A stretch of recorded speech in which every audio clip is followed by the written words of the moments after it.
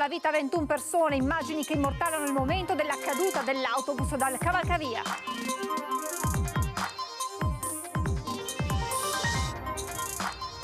In alcuni casi si sta rivelando difficile l'identificazione delle vittime, per questo le autorità sono pronte a ricorrere all'esame del DNA.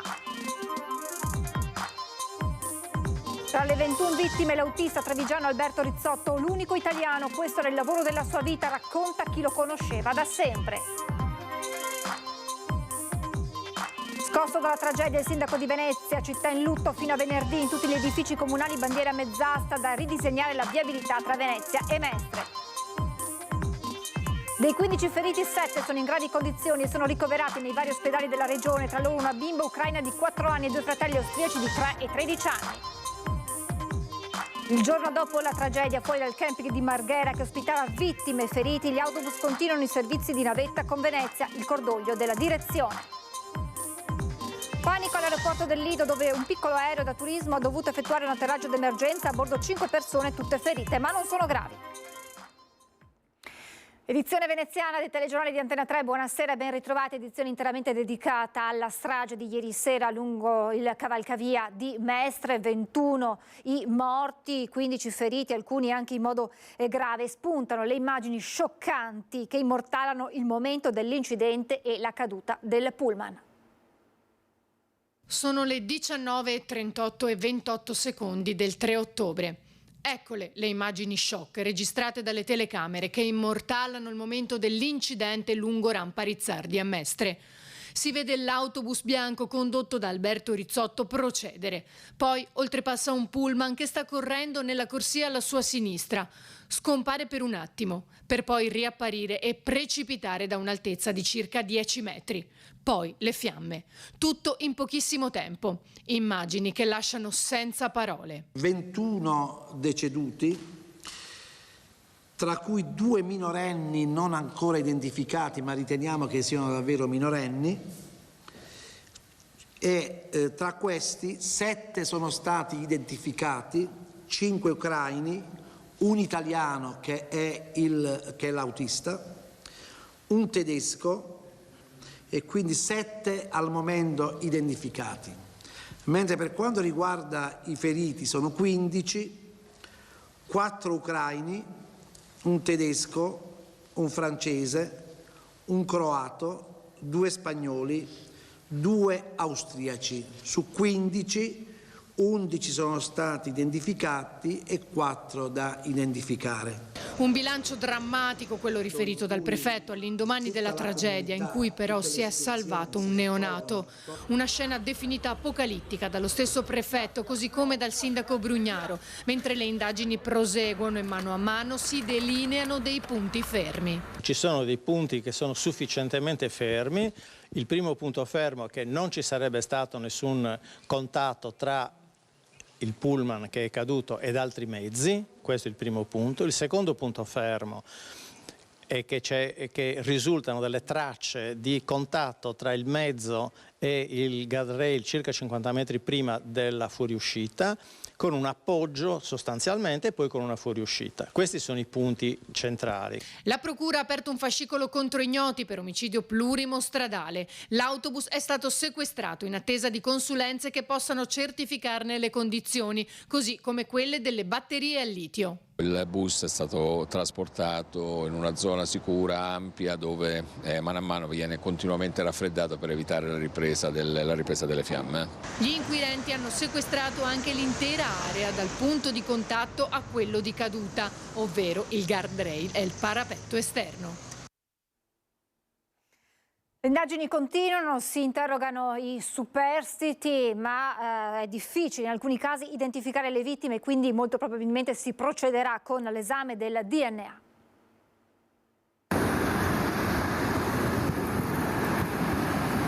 Eccolo il guardrail su cui per circa 50 metri avrebbe strisciato l'autobus guidato da Rizzotto per poi precipitare.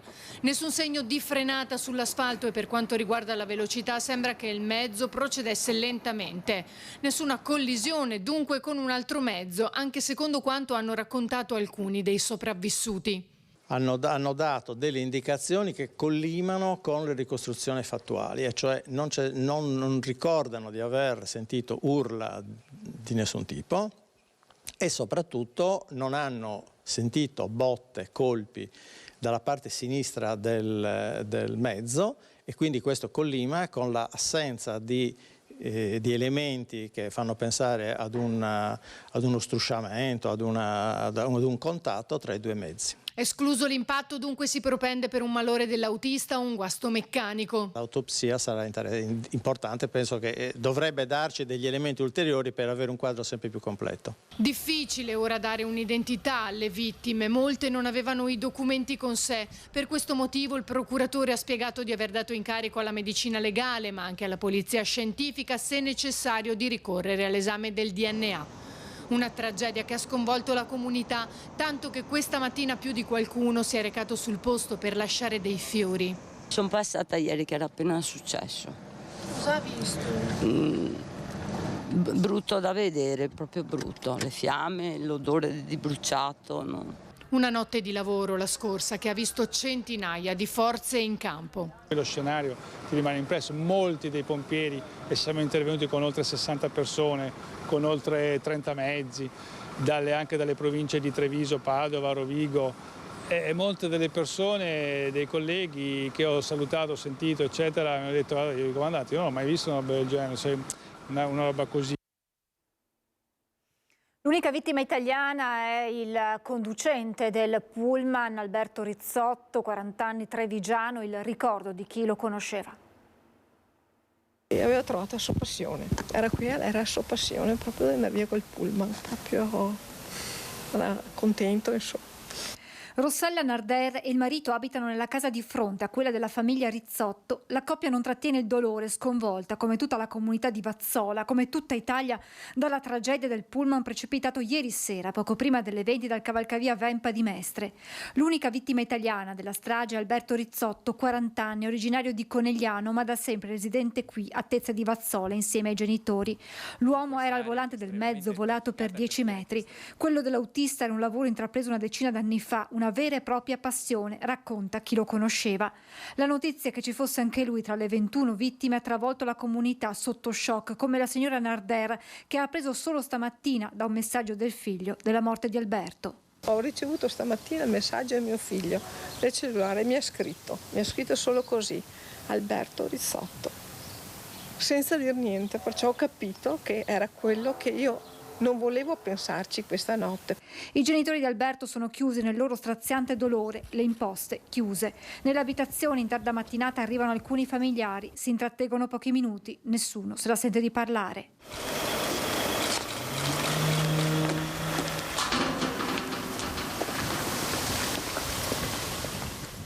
C'è chi arriva qui e lascia un mazzo di fiori in ricordo di Alberto.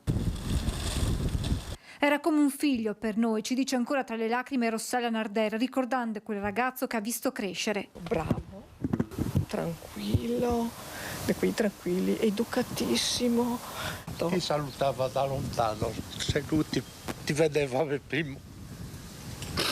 Franco Palù, amico della famiglia Rizzotto, aveva incontrato solo pochi giorni fa Alberto, che conosceva da quando era nato. Io vado a lavorare? Sì. E poi mi ha spiegato più o meno i tragedi che faceva sempre, quelli di solito, aeroporto, Tito, le solite cose, viaggi praticamente brevi. Il suo lavoro aveva trovato la sua ragione di vita con questo lavoro? La sua dimensione, sì. Anche il signor Palù lo ricorda come un ragazzo solare, allegro, unico. Era splendido, solare, ma veramente simpaticissimo, aveva sempre una battuta per tutti. Quello stesso ricordo condiviso dall'ex insegnante delle medie di Alberto. Era buono, disponibile, gentile, affabile, affettuoso, cordiale anche, come il papà, come la famiglia, insomma. Aveva già la passione per le macchine. Ma lui parlava molto dell'aereo più che altro, ricordo anche del papà. Comune di Venezia in lutto per 3 giorni per il sindaco Brugnaro, questo è il momento del dolore. Siamo in lutto, è una grande tragedia. È ancora scosso il sindaco di Venezia Luigi Brugnaro. Quella appena trascorsa è stata la notte più difficile. La corsa sul luogo dell'incidente, appena appresa l'incredibile notizia che un autobus era caduto dal cavalcavia, per poi trovarsi di fronte a quella che ha definito una scena apocalittica, una tragedia immane. Ho preso sonno questa mattina, tra finire le cose lì e lo stomaco non riuscivo a digerire questa scena veramente apocalittica, di vedere 20 persone morte, 21 esattamente. È una cosa che a me non era mai successa e credo che sia una tragedia tra le più importanti che sono mai successe. Il Comune di Venezia è in lutto cittadino fino a venerdì e fino alla conclusione delle esequie in tutti gli edifici comunali il gonfalone sarà a mezz'asta o abbrunato. A Cafarsetti in via Palazzo sono a disposizione dei libri di condoglianze per consentire a tutti la possibilità di manifestare cordoglio. C'è la magistratura, ci sono 20 morti, 21 morti. E penso che sia opportuno il silenzio, lasciare lavorare gli inquirenti che stanno facendo, perché non riesco a spiegarmi, non riesco davvero a spiegarmi. In queste ore il Comune è impegnato a gestire l'emergenza. Poco prima di questa intervista Brugnaro era al telefono con l'ambasciatore ucraino. Contemporaneamente bisogna anche ridisegnare la viabilità dei mezzi pubblici tra Venezia, Mestre e Marghera. C'è qualcosa che le rimarrà per sempre dentro, qualcosa che ha visto in quelle ore? Gli ho detto prima, non riuscivo a prendere sonno, ho visto questi bambini, pensavo ai miei, pensavo all'imponderibilità della vita. Cioè davvero, dico stai sempre attento, non succeda qua. Poi quell'auto aveva 16 persone prenotate che dovevano andare in questo campeggio e poi alla fine invece abbiamo visto che erano di più, perché tanti sono corsi, sempre del campeggio, sono saliti, voglio dire, no? I 4 tedeschi, fatalità, non sono riusciti a prenderlo. E sono valutazioni che poi a 62 anni ti senti di fare, stai sempre attento a tutto, e poi la vita è così. In un messaggio il Patriarca di Venezia, tra i primi a giungere ieri sera sul luogo della tragedia, ha chiesto preghiere per le vittime e i feriti. È stato tra i primi il Patriarca di Venezia, Monsignor Francesco Moraglia, ad accorrere sul luogo della tragedia martedì sera, accompagnato dal sindaco Luigi Brugnaro e dal comandante della polizia locale Marco Agostini. Davanti ai 21 corpi senza vita, avvolti da un telo bianco, Monsignor Moraglia si è raccolto silenziosamente in un'intensa preghiera. Stamattina, dopo una notte presumibilmente insonne, Monsignor Moraglia è ancora sgomento e parla quasi con un filo di voce. Una scena straziante, 21 corpi in terra coperti da un telone, tra cui 2 corpi privi di vita di bambini. Le luci dei lampeggianti, le voci dei soccorritori, tutto questo poneva una grande domanda, la precarietà del vivere umano. Poi un suo appello in un momento così difficile al senso di comunità tra le persone. E solamente unendoci, stando più insieme, più dalla stessa parte, più condividendo con gli altri la nostra umanità, riusciamo ad affrontare questi imprevisti, queste situazioni così inspiegabili. 3 giorni di lutto regionale con il presidente Zaia che ha annullato tutti gli impegni e si è recato questa mattina personalmente all'ospedale All'Angelo dove sono arrivati i parenti delle vittime. Parole prudenti sulla possibile causa dell'incidente. Io spero che le immagini delle telecamere in strada, quella in autobus, se ci sono, se c'è, se sono salvate le immagini e le testimonianze ci aiutino a capire cosa è successo, perché noi non ricordiamo quel tratto di strada come un tratto di strada degli incidenti. Il presidente del Veneto Luca Zaia arriva all'Angelo di Mestre poco dopo mezzogiorno. Annullati tutti gli impegni, indetti 3 giorni di lutto regionale con l'invito a tutti gli enti di esporre le bandiere a mezz'asta. All'ospedale allestiti servizio di accoglienza e sala dedicata ai parenti delle vittime della tragedia del bus con interpreti e psicologi. Abbiamo da un lato il tema del riconoscimento delle vittime e dall'altro quello di occuparsi dei pazienti. Ringrazio i medici, non solo quelli che erano in strada questa notte, ma anche coloro che sono negli ospedali, che sono rientrati dai turni da casa. Vi dico solo che ad esempio a Treviso abbiamo svuotato il pronto soccorso e abbiamo dirottato pazienti.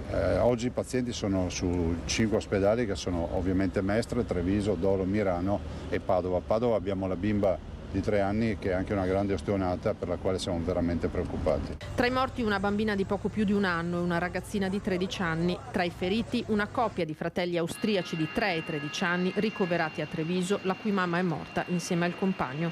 Sulle cause di quella che definisce una tragedia immane il governatore rimane prudente. Siamo davanti a una macchina che è recentissima, del 2022.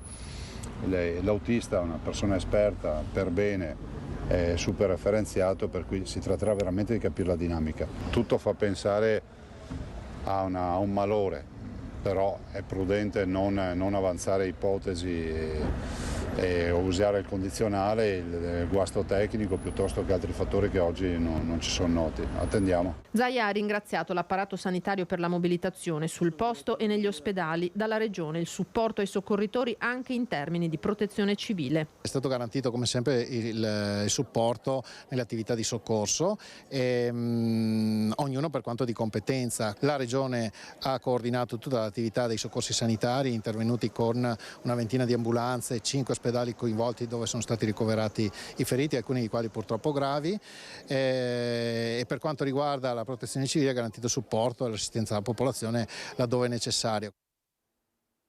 E adesso il punto sui feriti. È un evento eccezionale, una cosa drammatica che colpisce Venezia, ma penso colpisca tutto il mondo, visto l'entità di chi ha interessato. Ci sono diversi bambini e questa è la cosa più drammatica. Tra i passeggeri del bus precipitato dal cavalcavia a Mestre c'erano 5 minori, 2 purtroppo sono deceduti, la vittima più piccola, appena 1 anno e mezzo, l'altra 11 anni. Negli ospedali di Treviso e Padova ci sono invece i bambini feriti. Sono stati principalmente traumi, poi la gravità di questi traumi in alcuni è stata complicata dalle ustioni. Il quadro clinico più grave è quello di una piccola ucraina di 4 anni ricoverata in azienda ospedaliera a Padova con ustioni e traumi. Al Cafoncello di Treviso ci sono 2 fratelli austriaci di 3 e 13 anni. La loro mamma e il compagno invece sono tra i 21 deceduti. Dei 15 feriti, 7 sono ricoverati nelle varie terapie intensive degli ospedali della regione. Sono i casi più complicati. A Padova, sede del centro grandi ustionati, oltre alla piccola di 4 anni è arrivata anche una 52enne spagnola. Condizioni, diciamo così, pesanti, ecco, usiamo un po' questo termine. Sono persone sulle quali stiamo facendo di tutto di più per cercare di venire a capo, insomma, ecco, delle problematiche pesantissime che hanno. Vediamo un po' la situazione come evolve nelle prossime 24 ore. A Treviso, oltre ai 2 fratellini austriaci, è ricoverato il padre di uno dei 2 piccoli. Poi c'è la mamma della piccola ucraina portata a Padova e uno spagnolo, marito della 52enne. All'ospedale all'Angelo di Mestre ci sono invece 6 feriti, 3 ucraini, un tedesco e 2 ancora da identificare. Una turista francese invece è ricoverata ad Olo e un croato a Milano. La macchina dei soccorsi ha mobilitato tutto il Veneto con 40 ambulanze e l'elisoccorso che si è alzato in volo da Treviso per ritrasportare i 2 casi più gravi a Padova. A bordo del bus, oltre all'autista Alberto Rizzotto, c'erano 35 passeggeri, 8 le vittime su 21 per ora identificate. Molti di loro non avevano i documenti, quindi la procura ha dato l'incarico alla medicina legale e alla polizia scientifica di effettuare gli esami del DNA nella speranza di poter dare a tutti i corpi un nome per poter avvisare i familiari. Ci fermiamo per la pubblicità.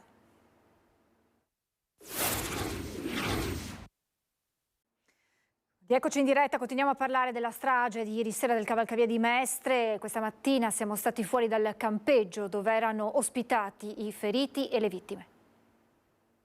Fuori dal campeggio di Marghera, turisti alloggiati a Venezia Camping in Town fanno la fila per salire sull'autobus esattamente come il giorno prima avevano fatto altri ospiti della struttura, coinvolti poi nel terribile incidente del viaggio di ritorno. Questa volta però li riprende un nutrito gruppo di telecamere, di televisioni tedesche, francesi e di altre nazioni. Il giorno dopo l'incidente, nel camping di Marghera, il cordoglio si confonde con l'incredulità per una tragedia persino difficile da descrivere. Noi non possiamo fare altro che metterci a disposizione. Tutta l'azienda e tutto il nostro personale sono a disposizione per facilitare le operazioni e dare supporto agli ospiti, alle loro famiglie e ai soccorritori, reciterà poi il comunicato con le dichiarazioni del direttore generale di Human Company Domenico Montano. Stiamo inoltre collaborando con le autorità competenti impegnate nell'identificazione dei passeggeri. A Marghera gli autobus continuano a partire. Massimo Fioresi, amministratore delegato di La Linea, l'azienda di trasporto che svolge il servizio navetta tra il camping e Venezia, ha detto all'ANSA che dai video dell'incidente si vede come l'autobus proceda ad una velocità minima e si appoggi su un guardrail che purtroppo non è un guardrail ma una ringhiera.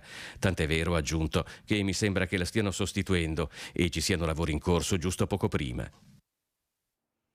Un'ultimissima notizia, momenti di panico oggi pomeriggio intorno alle 14:40 per un atterraggio d'emergenza sulla pista in erba dell'aeroporto Giovanni Nicelli di San Nicolò al Lido di Venezia, l'aeroporto più vecchio d'Italia. A bordo di un piccolo aereo da turismo Cessna c'erano 5 persone. Dopo l'atterraggio tutti gli occupanti sono scesi autonomamente dal velivolo, feriti ma in modo fortunatamente non grave.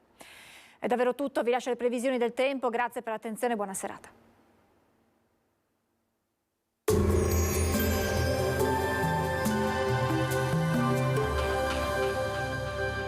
Goditi il caldo delle migliori marche di stufe e caminetti. Tu scegli, noi pensiamo a tutto il resto. Meneghel, Aroncade, Treviso. Bentrovati al meteo. Alta pressione prevalente ma non del tutto stabile. Sempre bel tempo e clima eccezionalmente mite sul nostro territorio. Vediamo insieme il dettaglio di giovedì 5 ottobre. Sul Veneto il cielo si presenterà spesso nuvoloso, non sono attese precipitazioni degne di essere menzionate, ma comunque non mancheranno ampie schiarite soleggiate. Temperature senza variazioni, minime sui 10-16 gradi, massime comprese tra 22 e 26 all'incirca. Ci spostiamo ora sul Friuli Venezia Giulia, anche in questo caso cielo sereno o poco nuvoloso, qualche addensamento ma sole prevalente un po' ovunque. Temperature minime tra 9 e 14 gradi, massime sui 23-25 gradi. Infine diamo uno sguardo alla situazione del Trentino Alto Adige, dove avremo un'alternanza di sole e nubi con prevalenza però di tratti soleggiati. Temperature minime intorno ai 13-16 gradi, massime sui 25 all'incirca. Dal meteo di Antenna 3 per ora è tutto, grazie per l'attenzione, arrivederci.